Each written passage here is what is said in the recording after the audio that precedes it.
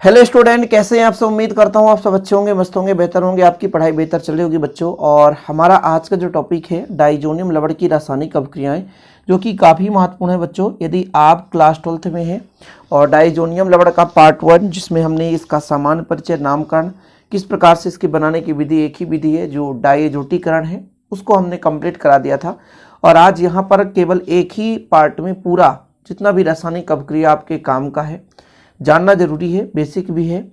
यहाँ पे आप बहुत कुछ सीखोगे बच्चों। कुछ रिएक्शन पुराने समय में भी आपने पढ़ा, वो भी रिवाइज हो जाएगा। तो चलिए शुरू करते हैं। पहला जो हमारा अभिक्रिया है वो N2 समूह का विस्थापन है, वो हाइड्रोजन द्वारा। किसके द्वारा? हाइड्रोजन द्वारा। यानी हाइड्रोजन द्वारा हम इस डाइजोनियम लवण से बेंजीन डाइजोनियम लवण लेकर चलेंगे। बेंजीन डाइजोनियम लवण में जैसे हम यहाँ पर ले लेते हैं, ये बेंजीन रिंग है बच्चों, इसलिए इसका बेंजीन नाम रहता है। सही है। यहाँ पे जुड़ा है N2 पॉजिटिव के रूप में, Cl निगेटिव, यानी अब आपका हो जाएगा बेंजीन डाइजोनियम क्लोराइड। ये जो समूह का एक प्रतिस्थापी माना जाता है, इसलिए बेंजीन डाइजोनियम ये क्लोराइड हो गया। इसकी क्रिया बच्चों हम हाइपोफॉस्फोरस अम्ल की उपस्थिति में कराते हैं। किसकी उपस्थिति में? हाइपोफॉस्फोरस अम्ल की उपस्थिति में कराते हैं तो बेंजीन बनता है। अब ये जो बेंजीन है क्रिया में N2Cl निगेटिव जो है इसके विस्थापन से बनता है। यानी भाई साहब H समूह द्वारा N2Cl निगेटिव आयन का विस्थापन हो जाता है और हमारा बन जाता है बेंजीन रिंग। जैसे यहाँ पर हम लिखकर चलते हैं, सीधा है, बहुत ज़्यादा आप मत लिखो, यहाँ पर लिख दो किसकी उपस्थिति में हो रहा है? हाइपोफॉस्फोरस अम्ल H3PO2 के उपस्थिति में हो रहा है बच्चों। अम्ल से क्रिया करने पर बेंजीन बनता है, सीधा। क्यूप्रस आयन की उपस्थिति है और हाइपोफॉस्फोरस अम्ल से क्रिया करता है, तो किसके? क्यूप्रस आयन यानी Cu1 पॉजिटिव, इसकी उपस्थिति में बनेगा तो क्या बनेगा? देखिएगा यहाँ पे जो आपका N2Cl है ये विस्थापित होगा तो ये बना देगा बेंजीन। क्या बनाएगा? बेंजीन। ये बेंजीन है बच्चों। N2 जो है सीधा वो N2 के रूप में हो जाएगा और ये जो हमारा Cl है ना, वो H के साथ क्रिया करके HCl बना देगा। ठीक है। साथ में H2O की मात्रा ली जाती है, यदि जरूरत पड़ने पर वो बच्चों आपका यौगिक में कन्वर्ट हो जाए, क्योंकि H2O लेने से ना ये जो हमारा है बन जाता है H3PO3 बना देता है। यदि आप इसको मॉडिफाई करके लिखना चाहो तो कुछ इस प्रकार से लिख दो, ये आपका बेंजीन है बच्चों। ठीक है। ये आपका N2 पॉजिटिव Cl निगेटिव है, इसकी क्रिया H3PO2, साथ में जल का अणु ले लो, ये क्यूप्रस आयन के उपस्थिति में क्रिया करता है। यहाँ से N2Cl H द्वारा विस्थापित हो जाता है। देखो एक H इसके साथ जुड़ चुका है, जैसे ये निकलेगा ना तो एक H यहाँ पे हमने जोड़ा है, तो एक H तो इसके साथ जुड़ गया, N2 अलग हो गया।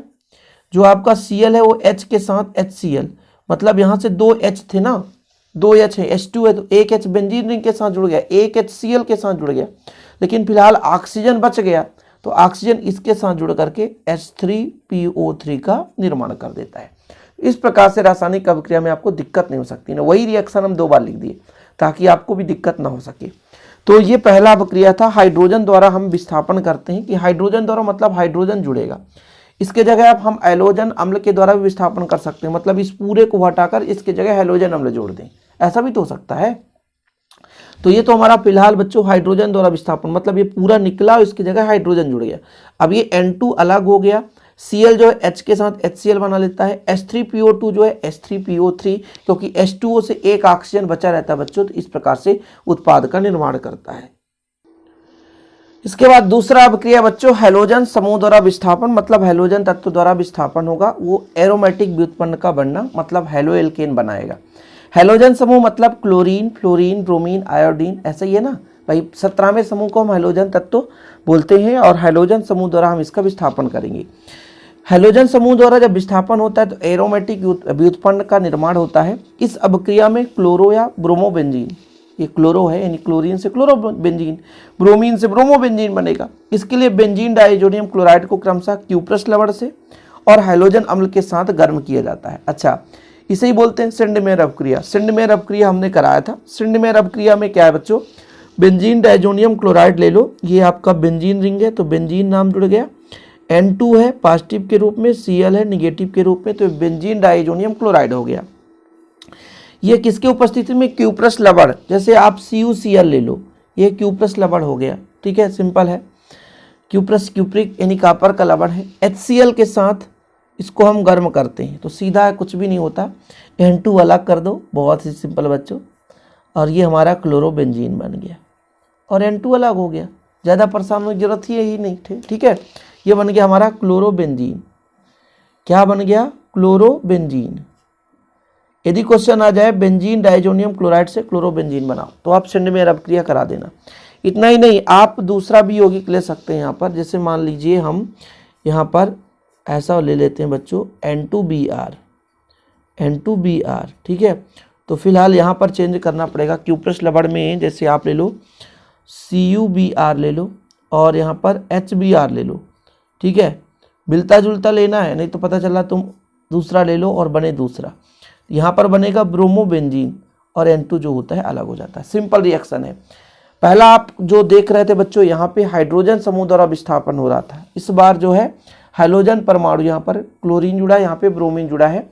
हाइड्रोजन परमाणु द्वारा N2 का विस्थापन हो जाता है, N2 यहाँ से निकल जाता है, N2 विस्थापित होता है। फलस्वरूप हमें एक नए यौगिक का प्राप्ति होती है या एक नए यौगिक का निर्माण होता है। यदि इसके बाद मैं एक अभिक्रिया आपसे कहूं कि गाटरमान अभिक्रिया आपने पढ़ा है क्या?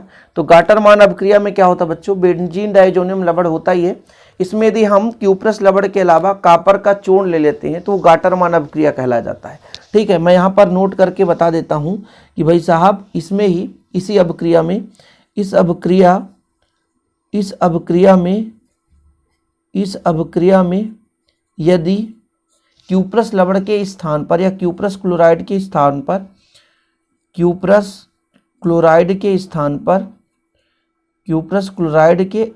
पर कॉपर चूर्ण ले लिया जाए। क्या ले लिया बच्चों? कॉपर चूर्ण ले लें, कॉपर चूर्ण ले लिया जाए, कॉपर चूर्ण ले लिया जाए तो वह क्या बनता है बच्चों? तो वह है गाटरमान अभिक्रिया कहलाता है। गाटरमान अभिक्रिया कहलाता है, गाटरमान अभिक्रिया कहलाता है, गाटरमान अभिक्रिया कहलाएगा। चलो भाई कराई दो गाटरमान अभिक्रिया। तो ये बोला गया कि ये आपका बेंजीन रिंग था, बेंजीन डाइएजोनियम क्लोराइड है। इसको कुछ नहीं, कॉपर चूर्ण ले लो, सिंपल है, और गर्म कर दो तो बस बच्चों यहाँ से N2 निकल जाता है और ये क्लोरीन बना रहता है N2। ये हमारा क्लोरोबेंजीन है। इसमें कोई छेड़खानी नहीं होनी चाहिए, बस सिंपल है। ये हाइड्रोजन परमाणु द्वारा ही विस्थापन हो रहा, बस उत्प्रेरक हमने बदल दिया है। हमने क्यूप्रस क्लोराइड लिया था, इस बार हमने कॉपर चूर्ण ले लिया है, तो ये गाटरमान अभिक्रिया कहला गया। ये जो अभिक्रिया था ये सेंडमेयर अभिक्रिया कहलाता है और ये हमारा बच्चों गाटरमान अभिक्रिया कहलाता है। इसके बाद तीसरा जो अभिक्रिया है बच्चों साइनो समूह द्वारा विस्थापन, यानी साइनो समूह द्वारा हम N2 का विस्थापन करेंगे। बस सिंपल है, साइनो समूह चाहे आप KCN ले लो चाहे CuCN ले लो, बस कॉपर चूर्ण के उपस्थिति में क्रिया कराना। जैसे हम यहाँ पर ले लेते हैं डाइजोनियम लवण। डाइजोनियम लवण का फार्मूला क्या होता है? C6H5, ठीक है। बेंजीन हो गया, डाइएजोनियम हो गया, ये क्लोरीन ले लिए तो डाइजोनियम क्लोराइड हो गया। इसकी क्रिया आप KCN और CuCN के विलयन से कराओ तो KCN में क्या होगा बच्चों? K जो है Cl के साथ क्रिया करेगा, सबको पता है।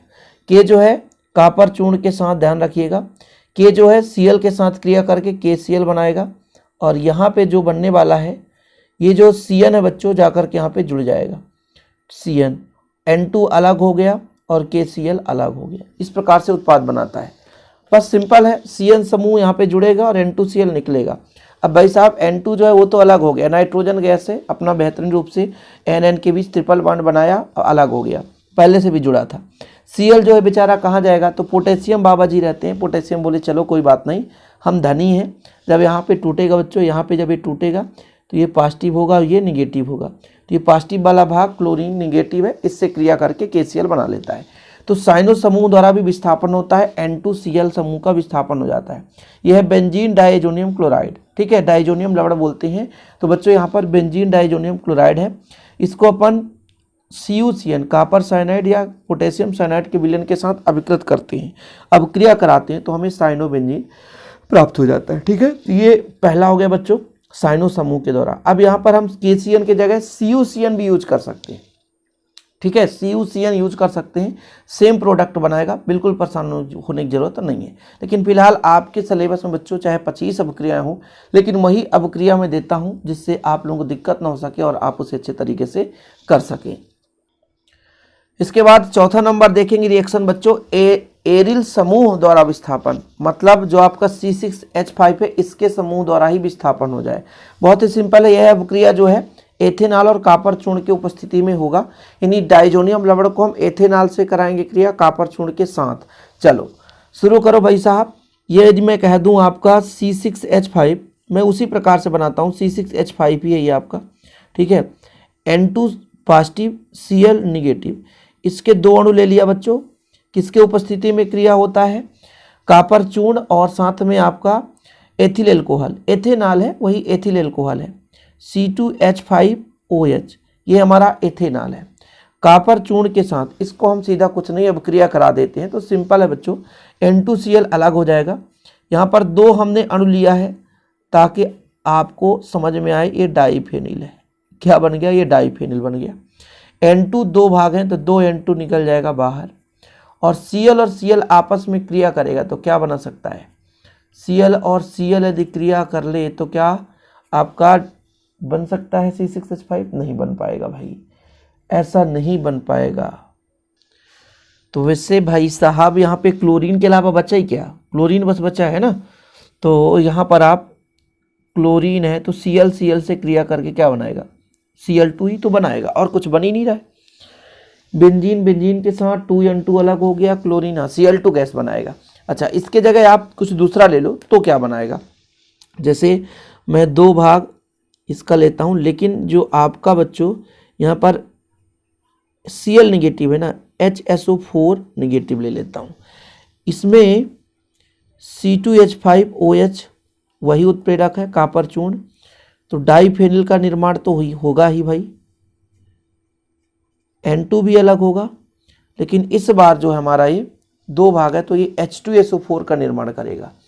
किसका निर्माण करेगा, H2SO4, सल्फ्यूरिक अम्ल, तो 2H2SO4 ये निर्माण कर लेगा, H2SO4।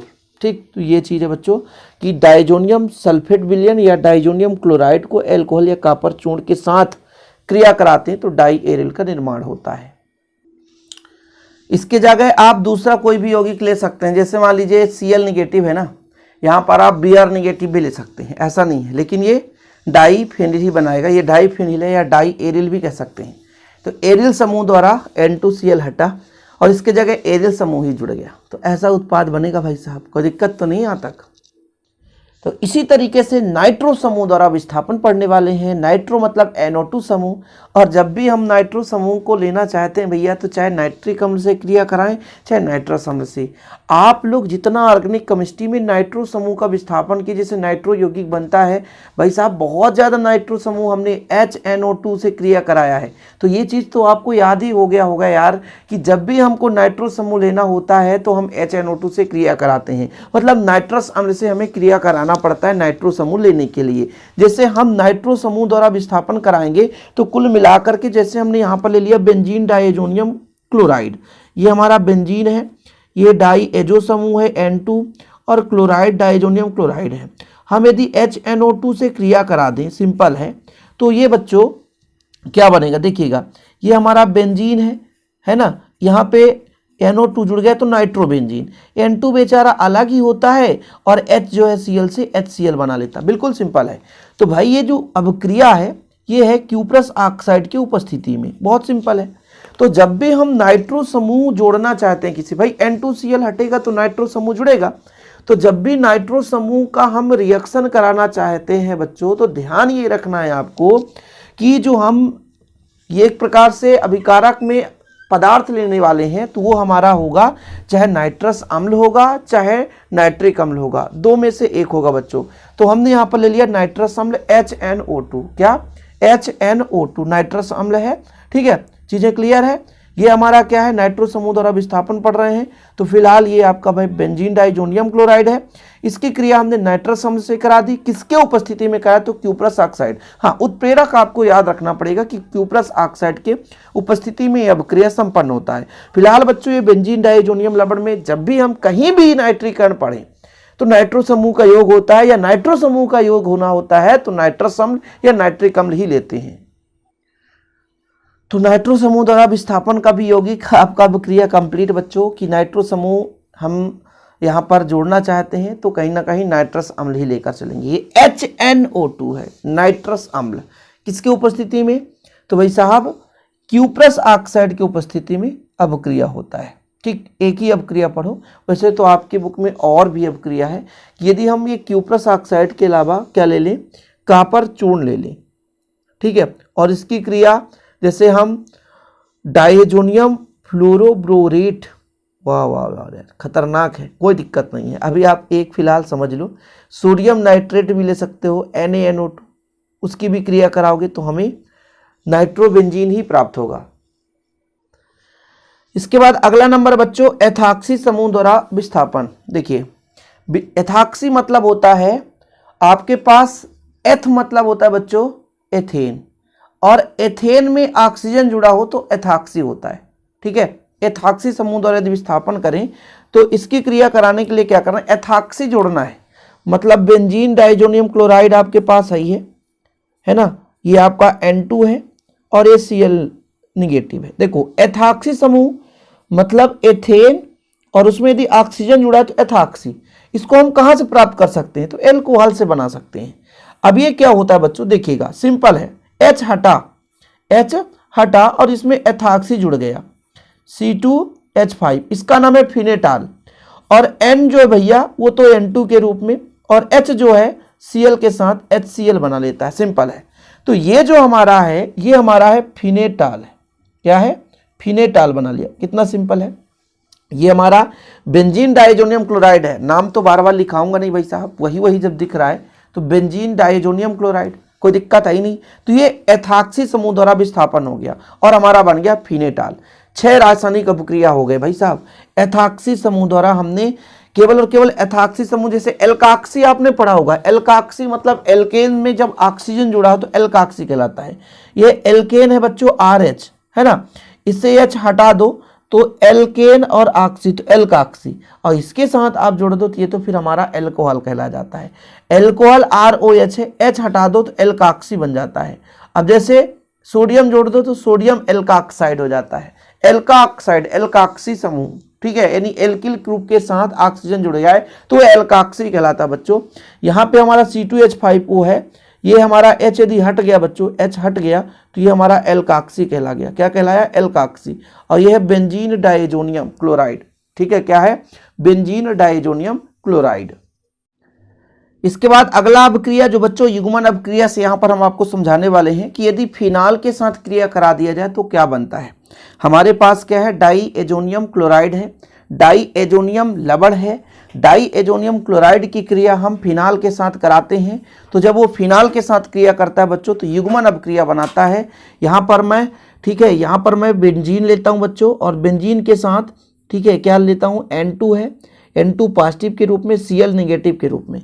अब देखिए इसको मैं फिनाल के साथ क्रिया करा दूं। फिनाल क्या है, बेंजीन रिंग और इसमें जोड़ दो OH, बेंजीन रिंग इसमें जोड़ दो OH, तो ये हमारा फिनाल हो जाता है। और हर एक कार्बन के पास हाइड्रोजन होते हैं, ये चीज आपको पता होना चाहिए। हर एक कार्बन के पास हाइड्रोजन होता है, तो इस पर आप परेशान मत होना। युग्मन मतलब सीधा योग हो जाए। ये जो अभिक्रिया है क्षारीय माध्यम में होता है, तो चाहे आप NaOH ले लो, चाहे KOH ले लो, चाहे OH निगेटिव आयन दर्शा दो। अब ये क्रिया कैसे करता है बच्चों, ये जो हमारा H है वो किसको पकड़ेगा, Cl को पकड़ेगा और HCl लेकर के बाहर। चलो भैया अब बचा क्या, तो ये बेंजीन रिंग है, कोई दिक्कत नहीं है। यहाँ पे 2 N है और जो आपस में N होते हैं वो 3 बंध होते हैं, लेकिन यहाँ पर द्विबंध से जोड़कर रखेंगे क्योंकि एक N इधर जुड़ेगा और एक N इधर जुड़ेगा। तो देखो कुछ इस प्रकार से आपका उत्पाद बन जाता है और इसका नाम है, देखो यहाँ पर है, यदि ये मेन आपका जहाँ पे कोई ना कोई एक नया यौगिक जुड़ता है तो इसको हम मेन कार्बन मान लें, तो इसके पैरा स्थान पर हाइड्रॉक्सी है, तो तो पैरा पे हाइड्रॉक्सी, तो पैरा हाइड्रॉक्सी बच्चों यहाँ पर। और भैया ये हमारा है एजोबेंजीन, ये पैरा हाइड्रॉक्सी एजोबेंजीन, ठीक है। एजो समूह इधर है, एजो समूह और एजोबेंजीन, पैरा हाइड्रॉक्सी एजोबेंजीन, ये हो गया आपका नाम। इसका है भाई नारंगी रंग देता है। कौन सा रंग है यहाँ पे लिख लो, नारंगी रंग। ऑब्जेक्टिव में कहीं आ गया तो फिर बनना चाहिए कि भाई फिनाल की क्रिया जब हम डाइएजो युग्मन कराते हैं या डाइजोनियम लवण से कराते हैं तो नारंगी रंग का हमें उत्पाद प्राप्त होता है। सीधा सीधा युग्मन अभिक्रिया है। युग्मन अभिक्रिया में एक और अभिक्रिया है, एमीन के साथ आप क्रिया करा दो। एमीन क्रिया, भैया एमीन जानते हो ना, NH2 समूह, NH भी हो सकता है, NH की जगह हटाकर आप एल्किल ग्रुप भी जोड़ सकते हो। तो फिलहाल अभी ये फिनाल के साथ डाइएजो युग्मन, क्लियर है, समझ में आ गया होगा। आगे बच्चों एक दो रासायनिक अभिक्रिया आप चयन का पढ़ लो। अपचयन मतलब होता है हाइड्रोजन का जुड़ना, अपचयन का मतलब होता है हाइड्रोजन का जुड़ना, और इसमें जो उत्पाद का निर्माण होता है ये उसके मतलब एक प्रकार से अपचायक पर डिपेंड करता है, उत्प्रेरक पर डिपेंड करता है। उत्प्रेरक आप क्या लेकर चल रहे हो उसके आधार पर आपका बनता है क्या, उत्पाद। जैसे जब हम डाइजोनियम लवण की क्रिया हाइड्रोजन से कराते हैं, मतलब अपचयन कराते हैं SnCl2HCl या सोडियम बाइसल्फाइड की उपस्थिति में, तो हमें प्राप्त होता है हाइड्रोजन प्राप्त होता है। लेकिन वहीं पे जब आप Zn या HCl की उपस्थिति में अपचयन कराते हैं तो एमीन बनता है। मेन होता है बच्चों उत्प्रेरक। उत्प्रेरक क्या है, अभिक्रिया को बदल देता है, सीधा बदल देता है। जैसे हमारा डाइजोनियम लवण है यानी बेंजीन डाइजोनियम क्लोराइड है, ये जब हमारा सोडियम बाइसल्फाइड की उपस्थिति में अपचयन की क्रिया होगी, अपचयन मतलब हाइड्रोजन, मन चाहा हाइड्रोजन जोड़ दो। ये हमारा बेंजीन है बच्चों, बेंजीन के साथ N2 जुड़ा है, इसके साथ Cl निगेटिव, तो बेंजीन डाइएजोनियम क्लोराइड हो गया। अपचयन कराएंगे, जितना हाइड्रोजन लगेगा हम जोड़ देंगे, कोई दिक्कत नहीं है। किसके उपस्थिति में, सोडियम बाइसल्फाइड, सल्फाइड मतलब SO3 है ना, बाइसल्फाइड। इसमें जब क्रिया करता है तो हाइड्रोजन बनाता है। हाइड्रोजन का फॉर्मेट क्या है मैं अभी आपको बताता हूं। यदि हाइड्रोजन आपको पता है कि NH2NH2 हाइड्रोजन है, लेकिन यहां पर आपका फेनिल जुड़ गया तो फेनिल हाइड्रोजन हो गया। ये क्या हो गया, फेनिल हाइड्रोजन, फेनिल हाइड्रोजन। अब यहां पर आप चाहे इसे ले लो या आबलिक में करके बच्चों, या आप SnCl2 और HCl ले लो। दोनों उत्प्रेरक जो हैं ये हाइड्रोजन का ही निर्माण करेंगे। हाइड्रोजन का फार्मूला ही है NH2NH2, NH2NH2, ये हाइड्रोजन है। यदि एक H हटा करके C6H5 जोड़ दो तो एक H हट जाएगा, इसका नाम बन गया फेनिल हाइड्रोजन। अब यदि मैं इसके जगह दूसरा उत्प्रेरक यूज करता हूं, यहां पर देख लो जिंक और HCl यूज करता हूं, तो यहां पे बच्चों ये बेंजीन है, यहां पे आपका N2 है, Cl निगेटिव है। अब भैया कितना हाइड्रोजन यहां पर लिया गया था, ध्यान रखो यहां पर थोड़ा सा, तो 1 2 3 और एक आपका Cl जो है HCl बनाएगा, तो टोटल 4 हाइड्रोजन की आवश्यकता पड़ी थी। अब चयन करा रहे हैं, जितना हाइड्रोजन चाहे जोड़ सकते हैं।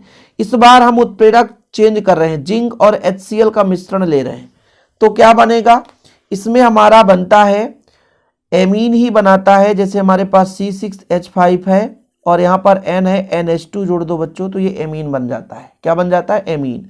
हाइड्रोजन जितना चाहे हम ले सकते हैं, ये हमारा एमीन बना दिया। तो जब हमारा बच्चों यहाँ पर या SnCl2 HCl के उत्प्रेरक की उपस्थिति में या आपका सोडियम बाइसल्फाइड है, इसके उपस्थिति में हाइड्रोजन बनाता है। लेकिन वहीं पे यदि हम बात कर लेते हैं Zn या HCl उत्प्रेरक हो जाता है, तो फिर हमारा उत्पाद बदल जाता है। तो ये हमारा एनिलीन है, नाम पता होना चाहिए, एनिलीन, क्योंकि क्वेश्चन आ जाता है ना, बेंजीन डाइजोनियम क्लोराइड से एनिलीन बनाओ, तो फिर आप कहोगे सर ये कहाँ से आ गया, कुछ समझ भी नहीं आ रहा है, कहाँ से क्या करें। अब देखिए आपके बुक में 10-15 अभिक्रियाएं होंगी, उनमें से वही अभिक्रिया पढ़ना है जो मैं बता रहा हूँ। इतना आप पढ़ लेंगे तो काफ़ी है। आपके बुक में ज़्यादा अभिक्रिया होंगी, लेकिन ऐसा भी ध्यान रखो ना कि बोर्ड एग्जाम में कौन सी अभिक्रियाएं आ सकती हैं। पता चले आप ऐसी अभिक्रिया पढ़ रहे हो जो कभी आया नहीं है और ना ही आएगा, तो फिर आपको सिर्फ और सिर्फ परेशानी होगी बच्चों। तो लगभग आपको जितना पढ़ाना था मैंने करा दिया, इतना आप तैयार कर लेना डाइजोनियम रबड़ से।